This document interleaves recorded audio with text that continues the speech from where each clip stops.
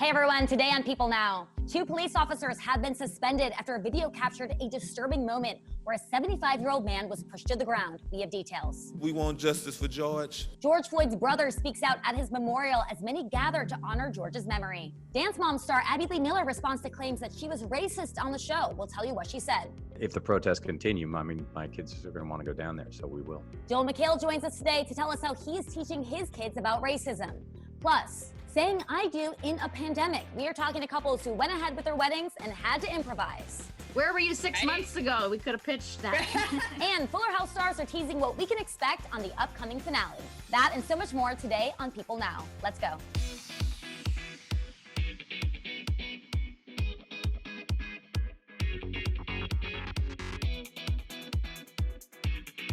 Hey everyone, welcome to People Now. I'm Andrea Boehlke here in Wisconsin. I'm holding the fort down solo today. Jeremy is off, but you will hear from him later on in the show. We have a lot to get to today, starting with this. We will warn you, the video we're about to show you is very disturbing. 2 police officers have been suspended after a video captured the moment in which a 75-year-old man was pushed to the ground during protests. On Thursday night in Buffalo, New York, a group of law enforcement officers were clearing an area when they encountered an elderly man who was reportedly trying to return a police helmet. In footage captured by WBFO, someone shouts, "Push him back." One of the officers seemingly pushes the man with his arm, and the other uses his baton, forcing the man backward as he stumbles and falls to the ground. For clarification, we have edited out the footage of the man hitting the ground because it is too disturbing to put on our show. When he falls, his head forcefully hits the pavement and blood could be seen coming from his head while laying flat on the ground. An officer calls for an EMT as the rest of the team walks past the injured man to clear the square. The Buffalo Police Department wrote on Facebook Thursday night that Commissioner Byron Lockwood, quote, immediately suspended 2 police officers tonight who were seen on video pushing an elderly man to the ground. And an internal investigation has been launched as well. Buffalo Mayor Byron Brown issued a statement on Twitter and wrote that the victim is in stable but serious condition at a local hospital. He said that he was deeply disturbed by the video. The video has been circulating on social media with many alarmed by the footage and taking issue that an initial statement from police, according to WKBW, claimed one person was injured when he tripped and fell. Actor Kumail Nanjiani spoke out on Twitter saying, Buffalo PD officially said that the man tripped and fell. If we didn't have video, there would have been no accountability. Why? Because one bad apple pushed him down, but 20 good apples would have let him get away with it. It's systemic. George Floyd's family members joined religious and political figures to honor his life at a memorial in Minneapolis on Thursday. Floyd's brother, Philonis, addressed the crowd and said justice will prevail in the end. Take a listen. That's amazing to me that he touched so many people's hearts, because he's been touching our hearts, You come to Third Ward, where we're from, people are crying right now. That's how much they love them. I'm just staying strong as I can because I need to get it out. I need to get it out. Everybody wants justice. We want justice for George. He's going to get it. He's going to get it. The memorial was attended by a number of celebrities, including Tyrese Gibson, Tiffany Haddish, Will Packer, Kevin Hart, and Ludacris. Rapper T.I. was also pictured hugging his wife Tiny in an emotional moment. Reverend Al Sharpton delivered the eulogy and told the crowd that he was more hopeful today than ever. He added, quote, "It's time for us to stand up in George's name and say, get your knee off our necks." Also on Thursday, the 3 former police officers additionally charged in Floyd's death made their first court appearance. According to the Associated Press, they did not enter any pleas, and a judge set bail at $750,000 apiece. The 3 are charged with aiding and abetting second-degree murder and aiding and abetting second-degree manslaughter. Earlier this week, Derek Chauvin, the former officer who was filmed with a knee on Floyd's neck, had his charges upgraded to second-degree murder. Dance Mom star and dance coach Abby Lee Miller is apologizing after being accused of being racist. Miller addressed accusations against her on Instagram and wrote in part, "I genuinely understand and deeply regret how my words have affected and hurt those around me in the past, particularly those in the Black community. I realize that racism cannot just come from hate, but also from ignorance. No matter the cause, it is harmful and it is my fault." Earlier this week, former Dance Mom star Adriana Smith, whose daughter performed in an episode on season 8, opened up about her experience on the show and the racially insensitive remarks that were made by Miller. On Instagram, Smith wrote in part, "A statement from her that sticks in my mind to this day during my time on Dance Mom season 8 is, I know you grew up in the hood with only a box of 8 crayons, but I grew up in the country club with a box of 64. Don't be stupid. This to me shows that you think you are better than me and in higher rank and altogether superior to me. Former Dance Moms producer Corey King reacted to Smith's post in a private Facebook post shared with E! News that reportedly said in part, "This broke me as I was working on the show and pregnant with my own black daughter. In hindsight, I too should have left. Seeing a 7-year-old little black girl be put in a box in a corner and treated so violently because of the color of her skin was heartbreaking. It reminded me of when I found out I was black at an age not much older than her." Another Dance Mom's mother is also speaking out about her experience with Miller, telling E! News, quote, "She loves appropriating our culture and never appreciating it. She did not give black choreographers on the show acknowledgement of their work. It was a traumatic experience that I wish on no one." Kanye West was photographed in his hometown of Chicago on Thursday, joining demonstrators in support of George Floyd. West was seen donning a face mask and a hoodie. In the video shared by an NBC Chicago reporter, West is seen standing as a fellow marcher yells, "We need everybody to stand where they are because we are going to march." This isn't the first time West has shown his support for Floyd. A representative for the rapper confirms to People that he also created a 529 college savings plan to fully cover tuition for Floyd's 6-year-old daughter. He has also donated $2 million to support the families in legal funds for Ahmaud Arbery and Breonna Taylor. West representative says he's also donated to several black-owned businesses in crisis in Chicago and nationwide. Meanwhile, West's sister-in-law, Kourtney Kardashian, is opening up about her responsibility in teaching her 3 children about racism and white privilege, and she's encouraging other moms to do the same. Kardashian posted a heartfelt message along with a photo of herself with one of her children looking out onto water. She wrote in part, quote, "As a mother, there's a natural instinct to protect my children from anything that might make them feel sad or unsafe. The pain and suffering inflicted by racism is not a thing of the past, and I bear the responsibility to speak with my kids honestly and often about it, even when the truth is uncomfortable. I have to make sure they understand what it means to have white privilege and to take the time to learn and discuss Black history beyond just one short month out of the year." McHale is also speaking out against systemic racism and shared with us why he is educating his children about the history of this problem. Watch. Well, with my kids, we're pretty upfront. They're 12 and 15, so they're pretty aware of what's going on. And so my 12-year-old's like, I want to go drive down there. And so we drove through West Hollywood that got, it was a peaceful protest. And now there was a lot of looting, and he wanted to see that. And I think it's important for the youth to know that systemic racism is a thing that it's a terrible scar on this country, and these event where people like George Floyd are murdered keep happening, and something needs to give, and it needs to stop. And so I recommend, I always recommend books like White Fragility and Just Mercy by Bryan Stevenson, and it's really easy to stay in our own lives and not address some of the major issues we live in this great country, but others have it, as they say, the quote is like, they're more equal than others, and that's wrong.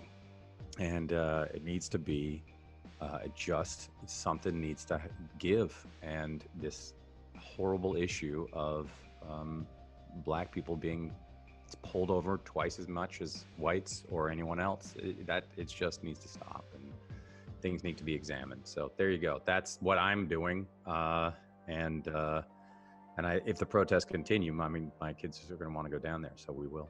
Wow. Are you're going to take them down to the protests? Yeah. Obviously I want to keep them away from looting, that side, because that's when the media starts focusing on just that, and I understand it's news, but I just don't want it to dilute what happened to George Floyd. All right, stay with us. We'll have more from our interview with McHale, including what it was like playing opposite a villainous Kevin James in the new action horror film called Becky. Plus, I do in the time of COVID-19. Meet 3 couples who decided to still get married amid a global pandemic. After 3 decades of fun, one of our favorite TV families is finally saying so long. The final season of Fuller House is streaming now on Netflix. Our friend Rachel Smith at Fox 5 Vegas talked to stars Candace Cameron Bure, Andrea Barber, and Jodie Sweetin about the farewell finale and their message for fans. Watch. It's never easy, but we're really excited for everyone to see these last 9 episodes. We're really proud of them and think that they're great, and fans are going to love them. I get to marry the love of my life alongside my sister and my best friend. A triple wedding! I understand there's a big wedding. We saw in the trailer, no spoiler alert. But I think, the Tanner sisters and Kimmy Gibbler go to Vegas for the bachelorette party sounds like a good idea. Oh, where were you 6 months ago? We could have pitched that. This has been such an amazing ride. I mean, I'm sure life-changing in so many ways. I mean, Candace, has this been wonderful having the second chapter where you're seeing fans who grew up with you now watching with their kids in a second generation? Yeah, it's amazing. Our show is a multi-generational show. I mean, it's really 3 generations of children today, and then women that are our age, and grandparents. And there aren't many shows on television that are like that. So it's been an incredible 5 years that we got to come back and reprise these characters, and our love for them has grown even more. And it's just been a huge blessing in my life and all of our lives. And they know this lifelong blessing they've had with the show is all due to their amazing fans. We wouldn't have been able to do this without them, without their support and excitement for this show. It never would have happened. So what an incredible gift they have been to us to love and cherish, not only the Tanners, but us personally for 30 some odd years. I mean, thank you, thank you, thank you. All right, now let's take a look at the new July cover of Parents. It's featuring 9-time Olympic medalist Allison Felix and her 1.5-year-old daughter, Cameron. Allison is the world's most decorated track and field star, and since this year's Olympic Games in Tokyo were postponed due to coronavirus, she's now preparing to compete next year instead, but admits it has not been easy. She says, quote, "It's difficult when everything has been geared towards a date on a calendar and all of a sudden everything shifts," adding, "It is really hard to shift your mind and find the positives." But Allison's ability to rebound in the face of setbacks is becoming one of her trademarks. Since Cameron's birth, Allison has worked to address long-standing issues around sponsorship penalties for pregnant athletes and crises in maternal health. And she's personally familiar with the challenges that moms face. She had an emergency C-section at 32 weeks into her pregnancy after being diagnosed with preeclampsia. It's a pregnancy condition marked by high blood pressure that disproportionately impacts African-American women. It can be life-threatening to both a mother and her baby. In Allison's case, Cameron was just 3 pounds when she was born and spent a month in the NICU. And just 6 months after giving birth, Allison testified before Congress about the birth challenges unique to Black women in America. And she shared her thoughts about what's currently going on throughout the country, too. She says, "My continued hope for my country, my people, and my daughters is that each of us will have hard and honest looks at ourselves and see what changes and perspective shifts we need to make." When she reflects on what she's accomplished and what she hopes to accomplish in the future, she says her efforts are not just for herself or other women, they're for her daughter as well. She says, quote, "Making the Olympics a 5th time wasn't just this dream I had, it was a dream we had together." She's referring to her husband there. She adds, quote, "To be able to tell Cammie the whole story, everything from her very difficult birth to me speaking to Congress and returning to the track to how we did it as a family." For more on Allison Felix's motherhood journey and her road to the Olympics, you can check out the July issue of Parents.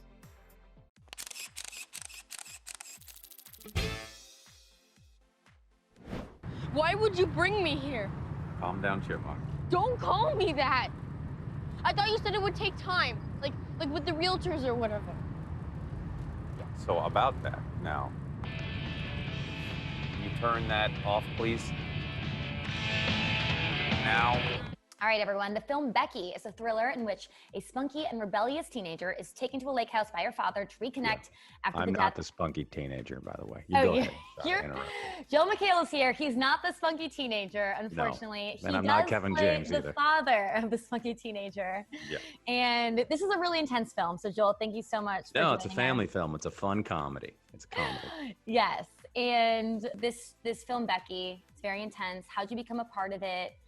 At this point, are you auditioning for these roles? Did they reach out to you? How did that go down?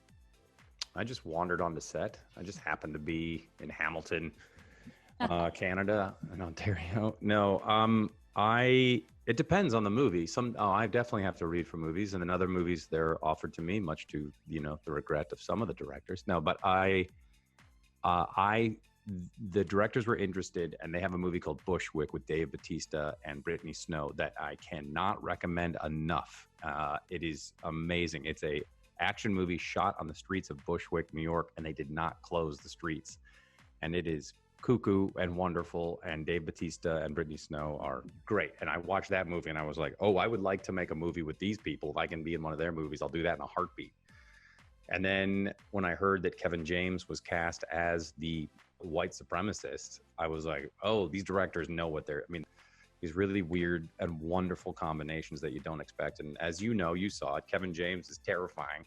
He is And- so scary. Yeah. Brilliantly cast. And then you have Lulu Wilson, who is, I don't know how, I mean, this is why I know there's a God, because they're put on this planet with this amount of talent. And people always hear actors gushing over other actors and how wonderful the process was. And all that stuff is true. The real difference with this movie is that it is an ultra violent, like, version of Die Hard meets Run Lola Run meets, I mean, it's really crazy. And then you have Amanda Brugel, who plays my wife, and she is a stunning actor, and she's in Snowpiercer and Handmaid's Tale. So I had a ball, as you know.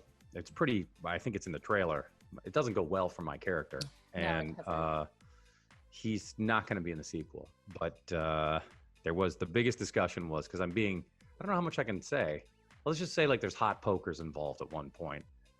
And they were like, how much blood would there, like, I remember hearing the consultants, like, they were talking to the paramedics who were there, and like the doctor, they were like, how much blood would there be? Like, well, the wound cauterizes immediately. And I was like, wow, this is just like a Community episode. And so it was really fun. And I was screaming a lot, and in that first day, because you'll see why.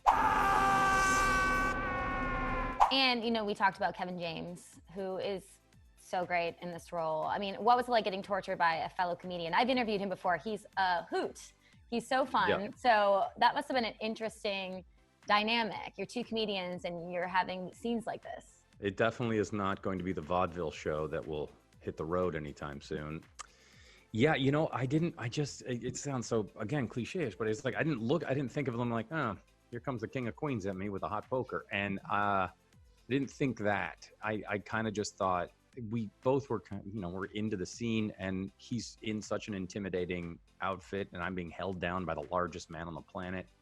So there wasn't a lot of like, well, isn't this crazy, huh? There wasn't a lot of that. It was kind of like, well, let's do it. Let's get this thing going. And it just shows you that he's a dynamic actor. And I mean, just seeing Kevin James walk around with a swastika on the back of his head all the time, it was just like, well, I would always be like, today on a very special episode of King of Queens. Okay, real quick, I want to talk about this. The Community cast reunited last month to the delight of fans for a table read to raise money for the World Central Kitchens and Frontline Foods efforts to feed COVID-19 essential workers. So how did this come together, and talk to me a little bit about that? Well, Donald was just begging for it, and he was like, can we please get the cast together to read a script? And I was like, Donald, I'm too busy. And there had been a couple other script reads, and then we thought, let's do ours and raise some money for Frontline Foods and World Central Kitchen, which literally pays independent restaurants and gets food to hospitals and essential workers. So it keeps restaurants in business, and then gives meals away to like hospital and police officers. It's great. And so we just began gathering the cast, and Danny texted Donald, and Donald said, sure, when. And that's really it. There wasn't any sort of drama. And when Donald, obviously when Donald decided to be a part of it, Sony were very excited, obviously. And then Dan Harmon obviously was into it, and it all worked out. As soon as I hung up, I just wept like a baby, because we all missed each other, and we all, like, it just took us right back to those 6 years where we were all with each other. And it was, I knew when we were making Community, I was like, oh, this is a special time with good people, and I'm very, very blessed to be doing it. And will there be a movie? Yes, we've already shot it. We shot it, and it's done. It's a lot like Pirates of the Caribbean. It's great. Oh, did you know that was the next question? My producer even put in notes, you'll probably avoid answering and crack a joke, but we got to ask. I won't. No, they asked everybody. No, everyone said yes on the Zoom call. Everyone said they would do it. And so the problem with, there's a difference between like, let's do it. And that's like, there's a difference between like, hey, let's all go on vacation together or go out to dinner. That is something that can happen relatively fast. But as you know, preparing a movie, it takes a long time. You've got to start with a script, and Dan's got 80 episodes of Rick and Morty to do. And so that has to happen. Then there's a pandemic. Then there are schedules that need to be worked out. I mean, Donald is one of the most successful musicians on the planet, and he's Lando Calrissian, and he writes and edits and stars in his own show. I mean, he's lazy, is what I'm saying. Yeah, no, he needs to pick up the slack. And and you're very busy. Yes, look at this. I've been busy, and I mean, everyone's busy, but so it's just finding that time. So I'm going to say it's more real than it's ever been. And I hope it does happen. And who knows? I mean, it's better chances than it ever has been. Because I really did would just joke and then go like, no, it's not going to happen. Are you kidding? How was that going to happen? So now it might. Joel, thank you so much for talking about everything. And congrats on this film. Everyone watching, Becky will be in theaters, drive-ins, VOD, and digital on June 5th. So make sure you check it out. Go check it out. And thank you for having me on People Now. As stay-at-home orders were being issued across the country due to the coronavirus, many couples faced the decision to postpone their wedding days. But in this week's issue of People, we are featuring some couples who decided to go ahead with a plan B for their special days in order to still celebrate their love, even in the midst of a pandemic. Tamar and Stanley Blue from San Francisco decided to twin for their big day. With their wedding venue closed and Tamar's wedding dress stuck at the store, they bought matching sweatsuits, which they thought was very fitting for the situation and representative of the couple kind of rolling with the punches. They exchanged vows in their condo as their neighbor, who got ordained online, presided over the ceremony. Tamar reveals that their actual wedding ended up having way more value than their original plans might have had. Then there's Julie and Benjamin Schlan from Westport, Connecticut. They decided to hold their ceremony in their living room. It was originally planned to have their wedding at a venue in Brooklyn, but they adjusted under the circumstances, even having their rabbi officiate the service as a laptop streamed the event on Zoom for the couple's friends. For Julie, the day was more than she ever believed possible. She says, quote, "It was so full of love. It really brought people together during a dark time, and it brought us happiness." Dayspring and Shane Walsh from Long Beach, California, decided to move their Los Angeles wedding by 3 days. While Dayspring worked from home, Shane tidied up, decorated their apartment, and picked up a cake. Shane's dad got ordained online, and 8 hours later, the couple said "I do," with Shane's mom serving as their wedding photographer. Shane tells us that he's a big believer that you can't let perfect be the enemy of good. I love that mindset, and it worked out. I do too.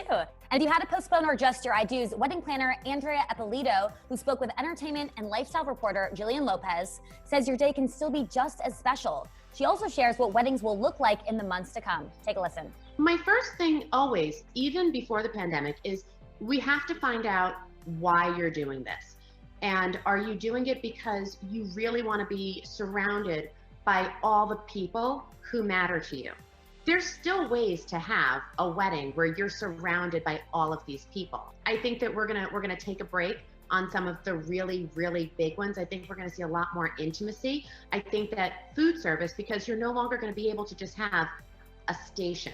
You're no longer gonna be able to just have a display of charcuterie or cheese or fruit. You're gonna be mindful of the health implications. And so you're gonna see things like servers that are actually plating little bite-sized pieces and handing it to you. That buffets are going to become more decorative, that are client-facing, and behind them you're going to actually have chefs and banquet servers and butlers that are using, instead of plastic gloves, I think we're going to see like white glove service. Because if you have to make an adjustment, if you have to change, then change beautifully. All right, coming up next week, Tiger King's Jeff Lowe is sharing his reaction to Carole Baskin getting his zoo property. Plus, we are talking with the stars of Judd Apatow's new film, King of Staten Island. Thank you so much for watching. Stay safe and healthy. Be kind. We'll see you back here next week.